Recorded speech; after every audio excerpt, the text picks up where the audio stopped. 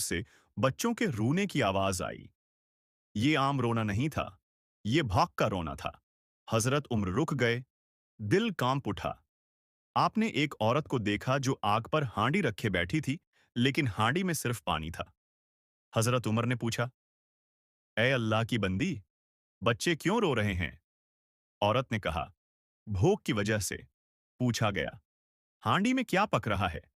इसने आंसुओं के साथ कहा, कुछ भी नहीं, बस पानी है, ताकि बच्चे समझें खाना पक रहा है और सो जाएं।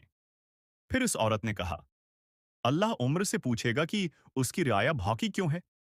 यह सुनकर हजरत उमर का सिर झुक गया, आंखों से आंसू बहने लगे। वो औरत नहीं जानती थी कि वो खुद खलीफा वक्त से बात कर रही है। हजरत उमर फौरन बीतुल माल की तरफ रवाना हुए। उससे बच्चों के रोने की आवाज आई। ये आम रोना नहीं था, ये भौंक का रोना था। हजरत उम्र रुक गए, दिल कांप उठा। आपने एक औरत को देखा जो आग पर हांडी रखे बैठी थी, लेकिन हांडी में सिर्फ पानी था। हजरत उमर ने पूछा, ए अल्लाह की बंदी, बच्चे क्यों रो रहे हैं? औरत ने कहा, भूख की वजह से। पूछा गया, हांडी में क्या पक रहा है?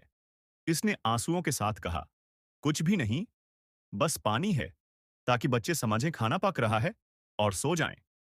फिर उस औरत ने कहा, अल्लाह उम्र से पूछेगा कि उसकी रियाया भौंकी क्यों है। यह सुनकर हजरत उमर का सिर झुक गया, आंखों से आंसू बहने लगे। वो औरत नहीं जानती थी कि वो खुद खलीफा वक्त से बात कर रही है।